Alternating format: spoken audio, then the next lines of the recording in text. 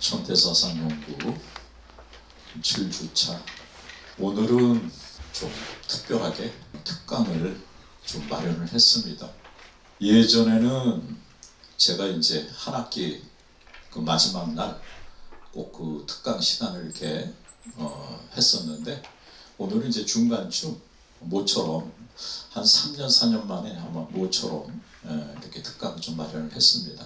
지난번에 우리가 말과 글의 가치 불교 어떻게 되살릴 것인가 하는 그 학술 세미나를 열었는데, 그에 관한 특강입니다. 그때 이제 우리 그 서정원 불교학과 선생이 그 미학적 접근을 통해 가지고 많은 그 주목을 받았습니다. 그래서 오늘 또 한번 다시 재차 제가 좀 많은 학생들한테 이런 기회를 좀 이렇게 주기 위해서 이런 자리를 마련을 했습니다.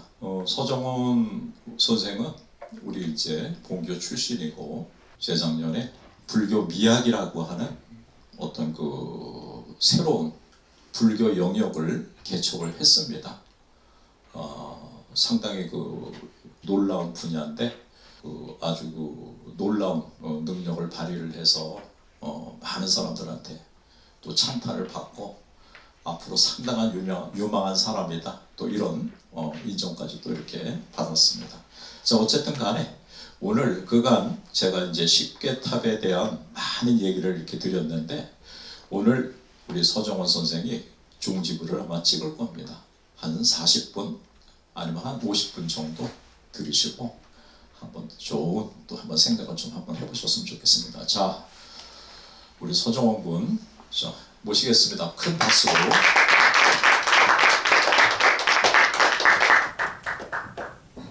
예, 안녕하세요. 지창규 선생님 제자 서정원이라고 합니다. 저희 선생님께서 이제 십계와 탑과 관련해서 이제 저희 불교학이 나아갈 방향에 대해서 그리시는 구도에 대해서 저는 채색을 맡고 있습니다. 그래서 오늘 이 십계탑 관련 내용을 잘 설명드리도록 하겠습니다. 저희 십계탑은 십계와 그 탑을 이용해서 그 전체적인 조망을 미디어 아트로 표현하는 것을 말합니다. 그래서 이 제목은 간경에서 견성으로인데, 저희가 이제 말과 글에 갇힌 불교 어떻게 되살릴 것인가, 저희가 경전에 갇혀있는 그 깨달음의 내용을 어떻게 직접 견성할 수 있을 것인가, 이것을 십계탑으로 구현을 하는 것을 저희 십계탑 프로젝트라고 할 수 있겠습니다. 그래서 먼저 나가면은 저희 매체 기술과 불교, 그 다음에 현대 불교 예술과 그 한계, 십계탑의 필요성, 이렇게 해서 세 단계로 정리가 됩니다.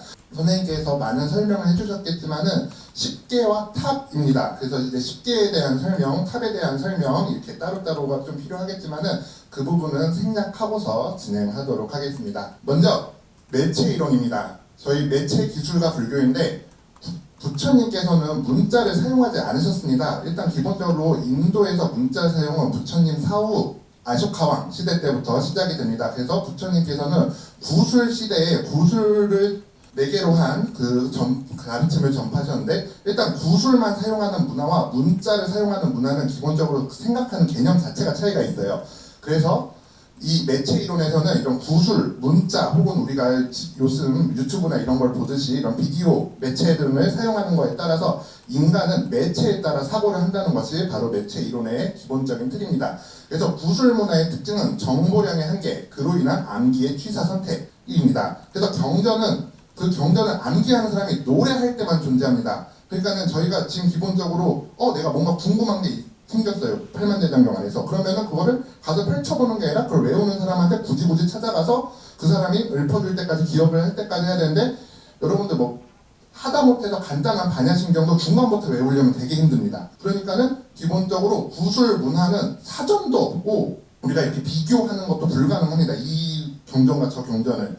그래서 암송자의 노래가 끝나면 경전도 존재하지 않습니다. 그래서 구술 문화에 사전 같은 것도 없는데, 저희가 예를 들어서 뭐 구사론, 대기바사론, 뭐 이런 아비달마 논서들 굉장히 많은 면이 있죠. 그런 거는 구술 문화에서는 존재할 수가 없었습니다. 저희가 흔히 말하는 그런 논장의 창시자인 뭐 가다연 니자 이런 사람들이 다 아쇼카왕 이후에 나타난 거는 다 이유가 있는 것입니다. 근데 반대로 문자 문화가 생겨버렸습니다. 그래서 문자 문화는 정보량의 한계를 벗어나 자유롭게 사상을 표현할 수 있습니다. 경전이 사람이 아니라 책으로서 독립적으로 존재하게 됩니다. 자신이 불교적 사색을 하는데 혼자의 사유가 가능하게 됩니다. 근데 이렇게 되면은 구술 문화에 비해서 문자 문화가 기억을 하거나 아니면은 뭔가 사상적인 활용을 하는데 훨씬 더 유용할 것 같지만 종교적으로는 또 문제가 있습니다. 예를 들어서 방금 구술 문화에서는 절에 가서 이 경전을 조금이라도 외우는 스님께 그 가르침을 받기 위해서 절에 가고 그 다음에 절에 들어가는 동안 정화의식을 거치고 그 다음에 스님께 뭐라도 공약물이라도 올리고 그제서야 경전이 잠시 그 스님께서 노래하실 때만 존재합니다. 그것이야말로 시간과 공간의 제약을 받는 아우라를 형성하게 됩니다.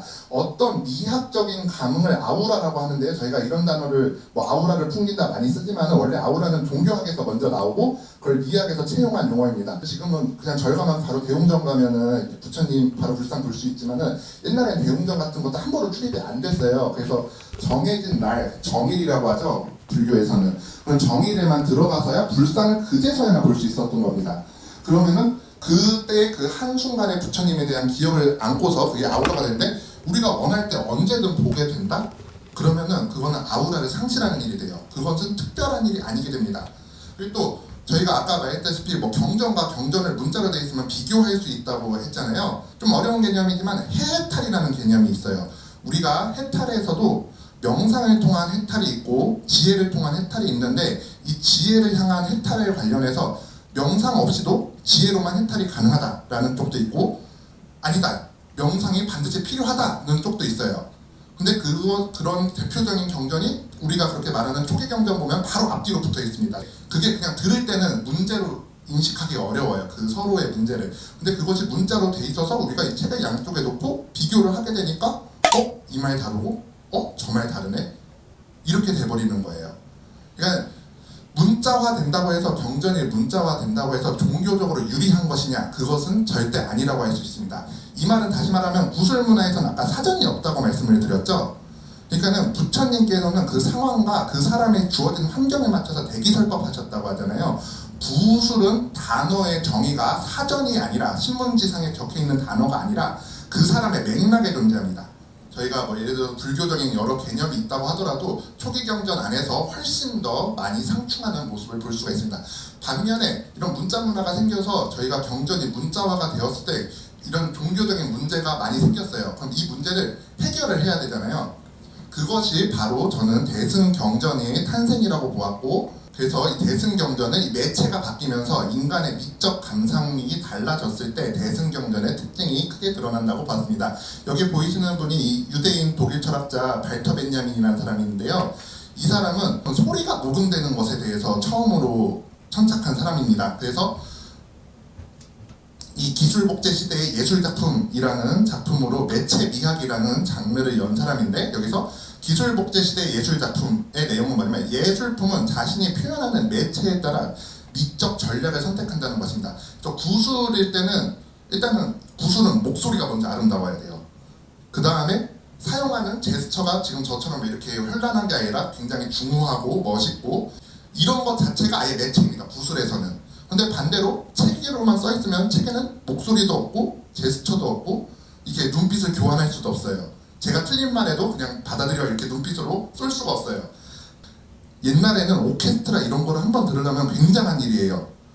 녹음 같은 게 없으니까 일단은 이 정도 사이즈도 아니고 이거 한 3-4배는 되는 사이즈에 온갖 그 바이올린, 뭐 첼로, 피아노, 연주다 다 있어야겠죠. 바로크 음악 시대 뭐 이런 말 들어보셨겠지만 그것은 온전히 귀족적인 취미입니다. 그것이 가능해지는. 근데 녹음이 가능해졌어요. 그냥 그래서 집에 가서 축원기에다가 들고 딩딩딩 틀면은 옛날에는 그 공연 한 번에 수억 원이 드는 행사로 딱 한 번만 존재했던 귀중한 체험이 그냥 체험이 되게 돼버려요.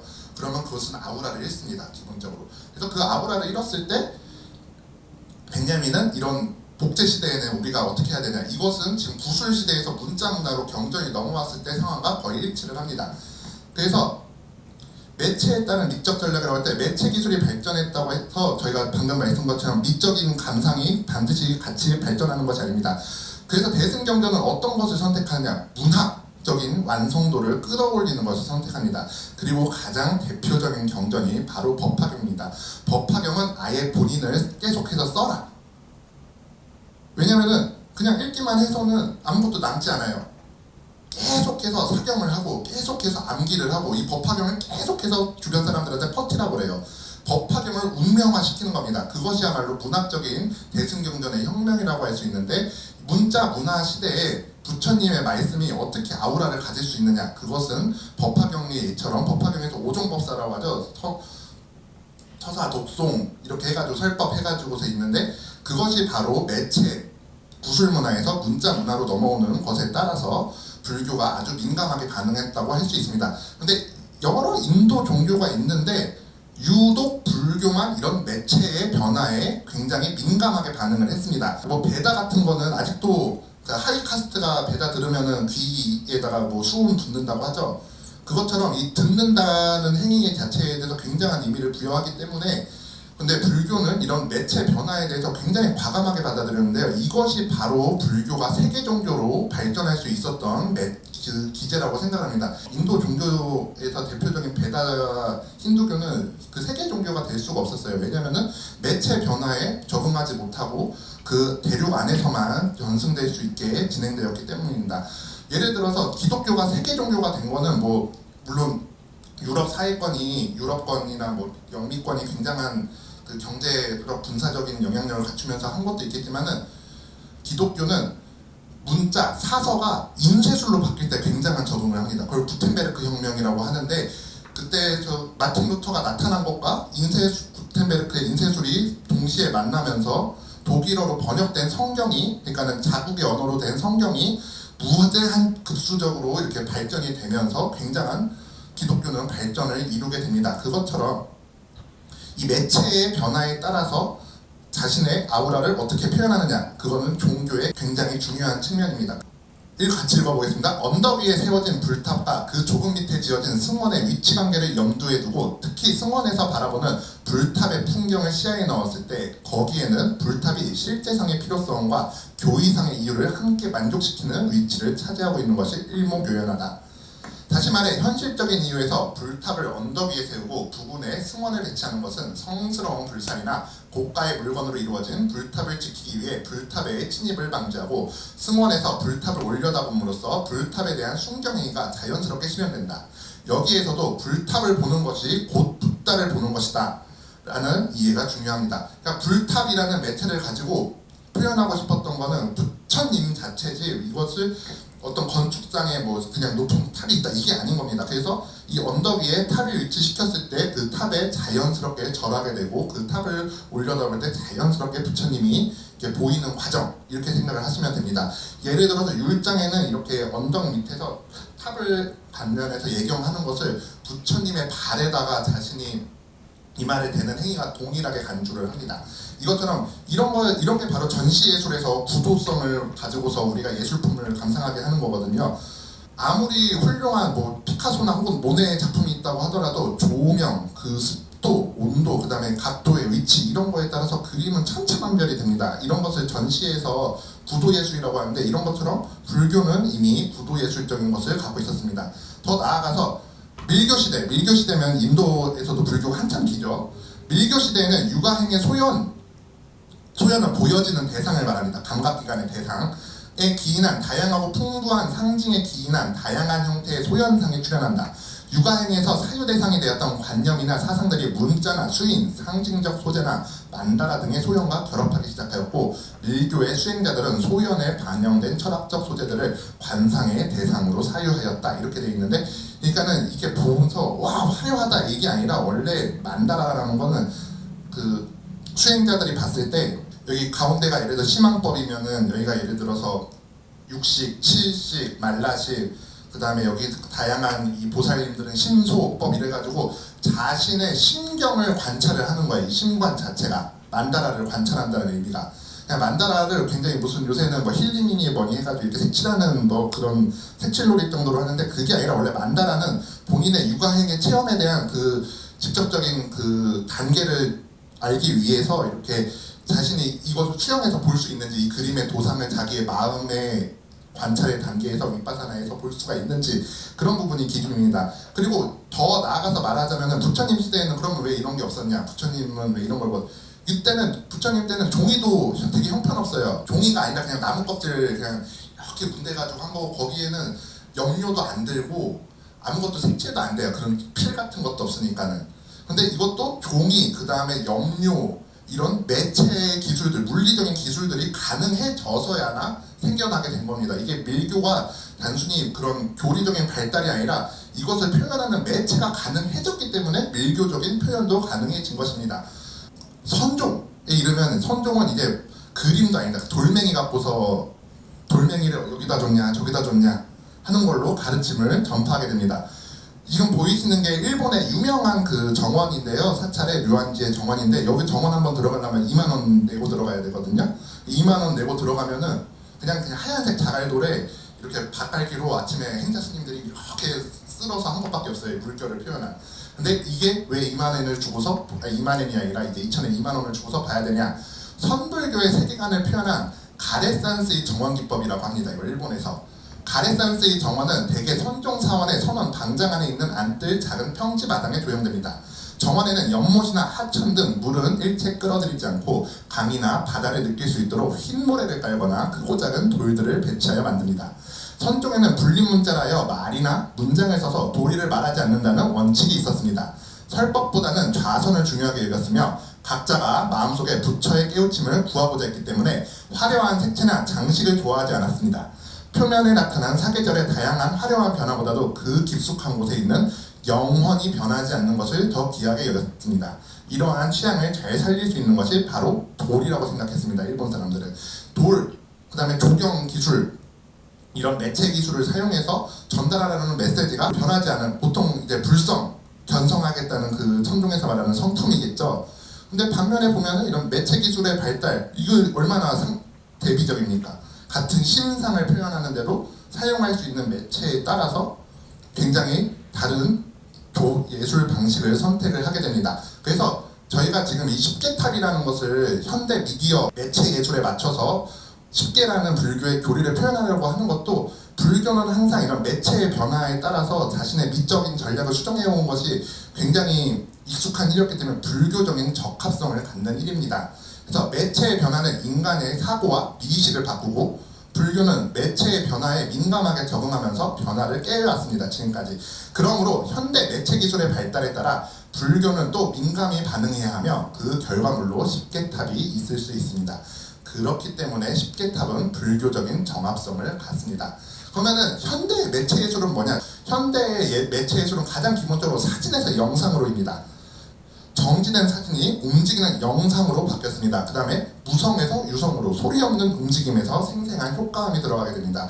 예를 들어서 찰리 채플린 영화가 굉장히 무성 영화 시절에는 엄청난 예술성을 인정받고 하지만 실제로 지금 와서 보면은 되게 10분 이상 보기 힘들어요. 의외로 옛날 영화들. 그다음에 리얼리티에서 컴퓨터 그래픽으로, 옛날에는 그 조스 같은 거 찍으려면은 진짜로 바닷속에 들어가가지고 조형물 들고 스쿠버 다이버가 이렇게 했었다는 얘기 한번 들어보셨어요? 그런 것처럼 옛날에는 그렇지만 컴퓨터 그래픽이 가능해지면서 인간의 상상력의 표현이 매체의 한계를 점점 벗어나서 가능하게 됐습니다. 이런 매체 미학에서 영화, 영상, 소리가 녹음된 영상은 초유의 사태라고 합니다. 우리가 겪을 수 있는 매체의 변화 기술에서. 그래서 지금 제가 보여드리는 영화 한 편이 있는데, 이 영화는 불교적인 단어를 하나도 사용하지 않음에도 가장 불교적인 가르침을 잘 표현했다 하는 영화로 평가를 받습니다. 바로 매트릭스인데요.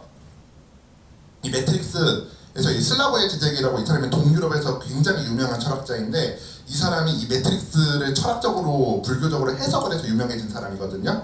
그래서 이 사람이 이 매트릭스에서 발견해낸 불교적인 진리가 뭔지 한번 읽어보겠습니다. 그러나 무엇이 진짜인지를 해석하고 정의하는 것은 바로 우리의 마음이다.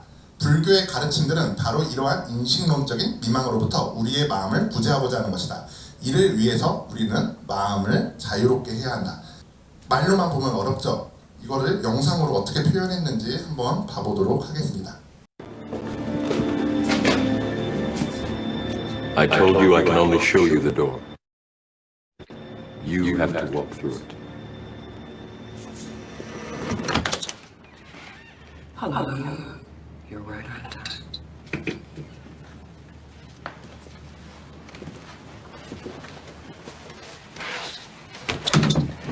Make yourself at home, Morpheus. Neo, come with me.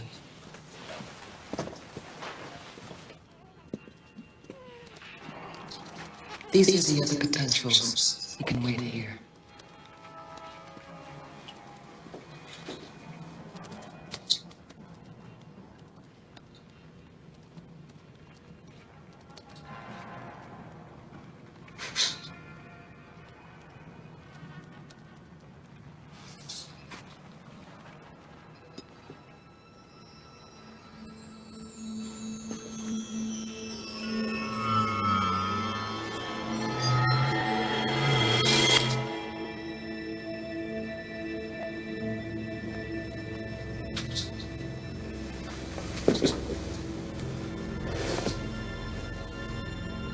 Do not try and bend the spoon.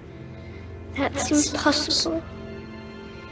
Instead, only try to realize the truth. What truth? There is no spoon. There is no spoons? Then you'll see that it is not the spoon that bends, it is only yourself.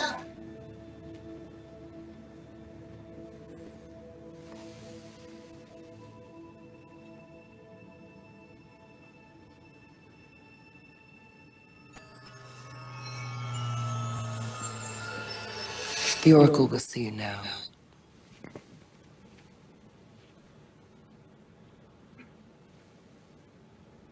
영상을 보시고 인신론적인 미망과 우리의 마음을 구제하는 내용을 좀 보셨나요?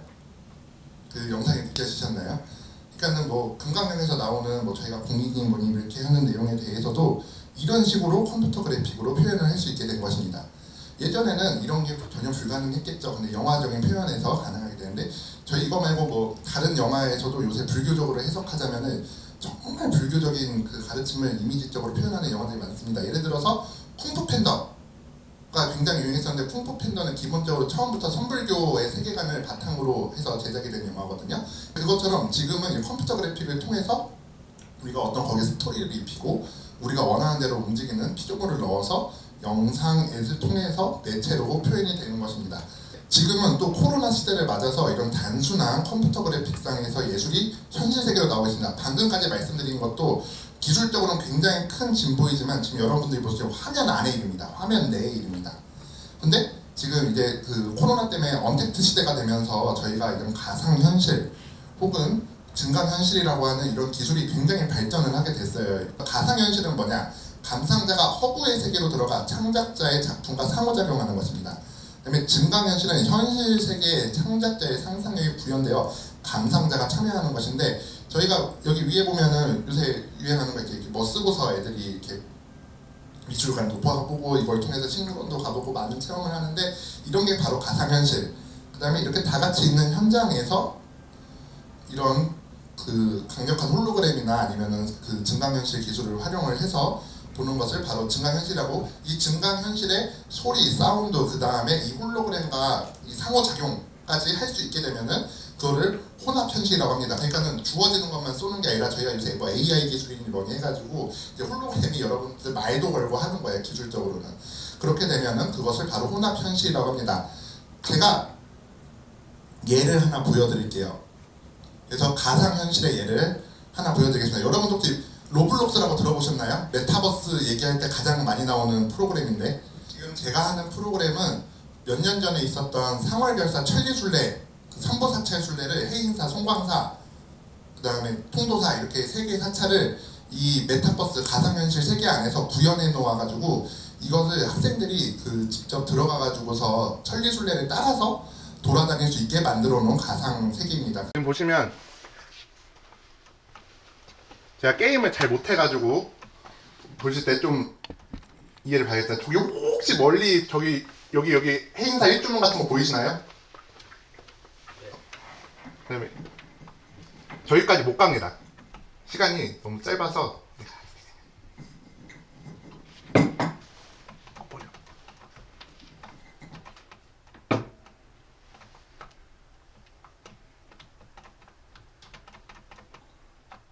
그러니까 이제 메타버스에서 만나는 천리순례 해서 이쪽으로 가면 송광사 가는 길 이렇게 있고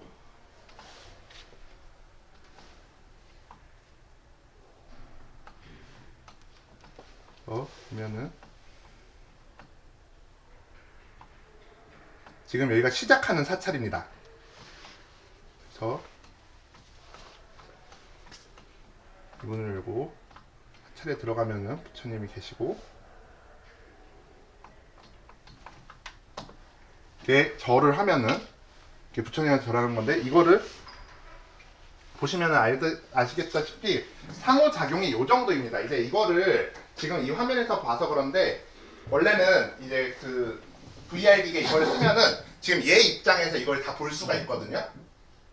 이 캐릭터 입장에서 부처님이랑 뭐랑 해서 표현을 볼 수가 있고, 그 다음에 이제 뭐 다른 뭐 여러 가지 퀴즈를 풀고 게임을 풀고 가면은 이제 해인사도 나오고 송광사도 나오고 그다음에 통도사도 나오는 과정으로 돼 있는데, 메타버스라는 것은 이 정도 기술입니다, 아직은. 그래서 저희가 가상현실보다는 증강현실, 혼합현실 쪽에서 어떤 불교적인 메시지를 전달하는 방식을 선택하는 것이 훨씬 아직은 효과적입니다. 근데 반대로 말씀을 드리면, 하고 있어요, 사실은. 미디어 아트라고 해가지고, 지금 이게 어느 경남의 유명한 사찰인데, 지금 여기 미디어 아트, 이걸 미디어 파사드라고 하거든요. 미디어 파사드라고 해가지고, 지금 이게 아마 천왕문인가 그랬을 텐데, 이 천왕문에 굉장한 레이저를 쏴가지고 이것을 스크린으로 활용을 한 겁니다. 근데 문제는 이런 최신 기술을 활용을 해서 전각, 누각 혹은 이런 뭐 부처님 불상 이런 것을 스크린으로 활용하는데 그래서가 없습니다. 읽어보면은 현대 한국예술이 추구하는 한국적인 미의 본질 추구 역시 실제로는 서구지향적인 것이며, 그 결과 국적불명의 탈역사적, 탈사회적인 것이라고 해도 과언이 아니다. 불교 문화에 대한 시각 역시 이 비판으로부터 자유롭지 못하다. 기술은 그냥 가져다가 여기다 그래서 뭐 연꽃 모양도 쓰고 뭘 또 쓰고 하는데 그래서가 없습니다. 불교적인 내용 바탕으로 현대 매체 기술을 활용을 하고 있지는 않은 것입니다. 그래서 십계탑은 시대적인 보편성이라고 말씀을 드린다면, 현대 매체 기술의 발달로 매체 기술은 비약적으로 발전을 했습니다. 방금 보였다시피 이제 컴퓨터 그래픽도 아니라 심지어는 증강현실, 가상현실, 그 다음에 혼합현실로 나아가고 있다고 하는데, 근데 이런 기술을 활용은 하고 있지만은 근래 불교전에도 발달된 매체 기술이 사용되지만 그 의미가 불교적이진 않습니다. 그냥 단순히 전각에다가 활활한 빔을 쏜다고 해서 저희가 뭐 화엄 세계를 안다거나 아니면은 뭐 만다라 뭐 중중무진에 들어간다던가 뭐 이런 게 전혀 아니잖아요. 그래서 십계탑은 이런 현대 매체 기술의 발전을 온전히 불교가 어떻게 메시지로서 소화해낼 수 있느냐, 그 방법으로서 하나의 방편으로서 굉장히 훌륭한 의미를 갖습니다. 그래서 십계탑은 현대 매체 기술을 활용하여도 불교의 본령을 놓치지 않는 장점이 있을 수 있습니다. 그래서 이제 십계탑은 앞으로 어떻게 조성을 할 것이고 어떻게 활용을 할 것이냐에 대한 얘기입니다. 앞으로의 매체 기술과 십계탑, 이런 게 지금 말씀드리면 굉장히 어려운 기술적인 뭔가 작용인 것 같지만은, 인공지능, 3D 프린터 등의 기술로 전문가가 아니더라도 작업물을 만드는 환경은 비교할 수 없이 좋아졌습니다. 그래서 또 하나 예를 보여드리면, 며칠 전에 뉴스에서 AI가 그림을 그려서 미술대회에서 1등을 한 일이 있었는데, 그 프로그램을 제가 직접 한번 보여드릴게요. 예를 들어서 가장 효과적인 지옥계에 있는 부처님을 하겠습니다. 지금 입력어 이렇게 붓다, 헬 두 개 넣으면 만들기 시작합니다.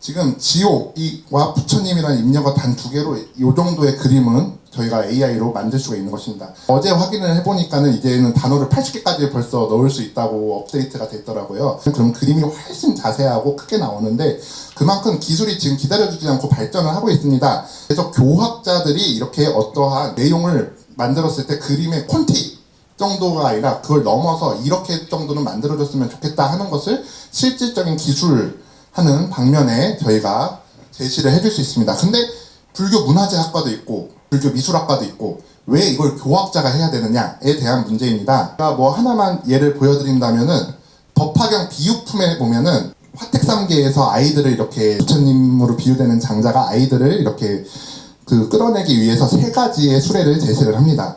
양거, 녹거, 우거인데, 그래서 이 양거, 녹거, 우거를 준다고 하니까 아기들이 나왔을 때 부처님이 너무 기뻐하시면서 모두에게 대배국어, 큰 소가 끄는 최고의 수레를 주었다 이렇게 말씀하시는데, 여기서 맨 처음에 말한 양거, 녹거, 우거의 우거가 대배국어다, 아니다, 이 우거와는 다른 대배국어가 따로 있다, 이렇게 하면서 굉장한 교리적인 논의가 이루어졌고, 이것은 다시 또 천태에서 말하는 장통별언이라던가 성문, 불, 보살, 연각 이런 개념과 그 수행 계위와 관련해서 굉장히 철학적이고 복잡한 전개를 갖게 되는데요.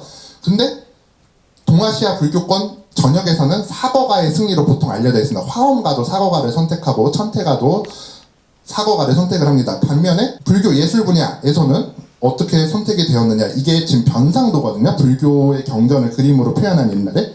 근데 이런 옛날에 그림 그리는 사람들은 보통 문자를 모르는 경우가 많았어요. 그래서 스님들이 이렇게 암송해 주시는 걸 듣고서 그린 경우가 많았는데, 본다면 삼거가이네요. 도낭에서도 마찬가지예요. 지금 여기가 불타는 집이고요. 보면 여기도 삼거가입니다. 그림 그리는 사람이 표현했을 때는 물론 그게 꼭 틀린 심상은 아니겠지만은, 삼거가라는 해석도 충분한 타당성이 있지만 그것이 그런 철학적인 논의나 이런 것을 하고 본 게 아니라, 그림 그리는 사람 입장에서의 표현을 할 때 그 책을 읽는 깊이라던가 혹은 교리적인 전달성에 있어서 반드시 그게 잘 표현된다고 확언은 할 수가 없습니다. 그러므로 교학자와 이런 예술을 하는 이런 표현에 있어서 굉장히 그 밀접한 이 상호작용이 필요한데, 이런 것이 지금 기술의 발달로 충분히 표현이 가능해지는 거죠, 예술적으로. 그래서 지금도 저희가 만약에 교학자들이 이런 그림을 그릴 수 있는 이런 AI나 뭐 이런 툴이 있었다 그러면은 그 3거가가 아니라 4거가로 표현을 할 수가 있었겠죠. 그래서 이런 것처럼 교학자가 예술적인 부분에서 코칭을 충분히 해야 됩니다. 그런 부분에서 이 십계탑이 바로 교학자들이 해야 되는 명목으로서 불교학과, 그러니까 이런 불교학 전공, 이런 대학원 이런 과정에서 진행을 해야 되는 필요성이 있습니다. 그리고 이런 부분은 지금 방금 보였다시피 지금 뭐 이 게임 설치하는데 뭐 돈 한 푼 안 들었거든요. 이 AI로 그림 그리는데 돈 한 푼 안 들었고, 돈 얘기해서 갑자기 놀라실 텐데 이게 타당성이 문제입니다. 아까 매트릭스 이런 거 너무 좋아요. 이 숟가락 휘는 장면으로 불교의 공을 표현한 게. 근데 이 숟가락 휘는 장면 하나 표현하려면은 몇십억이 들어갑니다. 컴퓨터로는. 옛날에 20년 전엔 그랬습니다. 컴퓨터 그래픽으로. 그래서 옛날에도 매트릭스가 불교를 너무 잘 표현했죠. 우리도 그런 걸 잘 활용하자 했지만 활용을 불가능했어요. 그 당시에는. 가격, 비용, 코스트적으로. 근데 지금 이런 기술이 발달을 하면서 저희가 충분히 활용이 가능해진 거죠. 그래서 저희가 이런 부분에서 예술 작품을 만드는데 옛날처럼 그런 큰 코스트가 아니라 충분히 절약된 코스트로 진행할 수 있다는 점에서 현실성이 있다고 할 수 있습니다. 그리고 저희가 이제 탑 얘기도 계속 해서 그러는데, 이게 경주의 중도타워라는 곳인데, 예를 들어서 저희가 뭐 그림을 그렸어요. 그림을 그려서 이걸 전시를 하고 싶은데, 인사동에 그런 전시관 대여한 지 얼마인지 혹시 아세요? 굉장히 임대 비용이 비싸지고 있는데, 탑 혹은 절에 있는 그 저희 공간 이런 것을 활용할 수 있다고 하면, 전시 공간으로서 활용할 수 있다고 하면은 불교 자산의 활용으로서 기존 불교의 공간 자산을 활용할 때 전시 공간 확보까지도 용이합니다. 실제 콘텐츠를 만드는 코스트, 그 다음에 저희가 그 콘텐츠를 전시하는 부동산적인 코스트, 이런 비용에 이런 부분에서 십계탑은 굉장히 비용적으로 합당한 수준까지 내려와 있다고 할 수 있습니다. 다시 한 번만 돌아가서 탑에 대해서 말씀을 드리겠습니다. 다 좋습니다. 근데 탑 아니고 전각도 있고 누각도 있고 그다음 불상도 있고 그다음 문도 있고, 저희가 불교에서 사용하는 공간적인 자산은 굉장히 많지만 왜 하필 탑이어야 되는가, 그리고 왜 하필 십계여야 하는가 입니다. 탑은 기본적으로 향상성을 갖고 있습니다. 저희 전, 누, 각 이렇게 문 이렇게 해서 보면은 그냥 평면이에요. 이렇게 쭉 평면이에요. 근데 탑은 반대로 이렇게 올라가는 향상성을 갖고 있는, 공간적으로 전각, 누각, 그 다음에 법당 등이 그냥 수평적이라고 한다면 탑은 수직성을 갖고 있는데, 이 수직성은 곧 이야기 스토리와 관련이 됩니다. 저희가 기승전결이라고 하죠. 이야기에서 기승전결을 표현하는 데 있어서 탑만큼 가장 괜찮은 공간이 없습니다. 지금 여기 보시는 이 그림이 그 속리산 어느 절과 굉장히 닮았죠. 근데 이게 무슨 그림이냐면은 이소룡이 사망유희라는 영화를 저희 우리나라 놀러 와서 이 속리산 그 팔상전을 보고서 생각을 했다고 합니다. 그래서 이소룡이 고장했던 사막여의 시나리오 배경을 위한 자필 스케치입니다. 그래서 이제 브루스리가 이렇게 스케치를 해서 했는데, 브루스리 같이 영화적으로 굉장히 완성도가 높은 예술인도 탑의 한 층 한 층을 그 올라가면서 엮는 스토리적인 그 수직성에 주목을 해서 스토리를 짤 정도로 탑은 스토리를 만드는데 굉장히 훌륭한 그 얘기를 갖고 있는 것 자체만으로도, 실제로 이소룡이 그 속리산 그 법주사 팔상전을 들려서 이렇게 돌아보는 내용이 또 있습니다. 그래서 탑은 어떤 자신이 내가 지옥이던 뭐 축생이던 인간이던 거기서 시작을 해서 내가 부처님이 되는 과정, 이것을 뭐 15도라고 표현을 해도 좋고 그 다음에 10개라고 표현해도 좋다. 어떤 과정, 스토리를 표현하는 데 있어서 상상적인 공간 활용이 굉장히 탑에서는 잘 이루어질 수 있기 때문에 전, 누, 각 이런 것보다는 훨씬 탑이 타당하다고 할 수 있습니다. 두 번째는 10개의 구체성입니다. 이제 10개라고 하면은 단순하게 말하자면 불교의 세계관이고, 이제 10개에 대해서 특별히 10개 호구라고 해서 천태에서 말하는 이제 교상이 완성되는 것이지만은, 원래 예전부터 달마선이 자의 눈금 없는 부분으로 길이를 재려는 것과 같다면 천태 지관은 눈금이 있는 앞부분으로 길이를 재려는 것 같다는 평언이 있다고 합니다. 천태는 굉장히 자세하게 본인의 수행 계획을 이렇게 그 자성을 하게 돼 있어요. 반조를 해가지고 내가 알았다고 한 게 사실은 뭐 성문계에 의해서 뭐 이 정도구나, 아니면 내가 사실 알았다고 한 게 내가 축생 정도구나, 뭐 이런 식으로 한다고 한다면, 그 정도로 천태는 굉장히 촘촘하게 계의를 설정을 함으로써 그 다음에 그 계의의 그 깨달음을 이렇게 강조를 하면서 되어 있습니다. 그래서 이 천태 직관에 맞춰서 천태의 그 아주 촘촘한 계의론에 맞춰서 본인이 내가 이 탑을 통해서, 이 10개 탑을 통해서 내가 얻은 바가 무엇인지를 명확하게 알아야 합니다. 본인이 무엇을 깨달았는지 모르는 상태에서 본인이 뭔가 알았다 이러는 거 굉장히 위험한 거거든요. 그런 부분을 하려면은 이 천태 직관이 반드시 필요합니다. 이것을 고치려면은, 이걸 고치는 게 아니라 본인이 스스로 잘 나아가려면. 그런 점에서 탑도 좋고 불교도 좋지만 그 중에서 왜 하필 천태에 입각한 10개여야 하느냐, 그것은 바로 어떤 감상자가 이 10개라는 미디어 매체를 통해서 불교를 접했을 때 본인이 올바른 불교 혹은 앞으로 나아갈 수 있는 불교를 확인한 것인지, 그것이 중요하기 때문입니다. 정리하자면 인공지능 등의 기술 발달로 현대 매체 예술을 활용한 작업물의 비용적 문제가 많이 해결되었습니다. 그리고 탑의 향상성과 10개의 구체성은 메타 기술을 활용한 불교 예술의 꽃이 될 수 있습니다.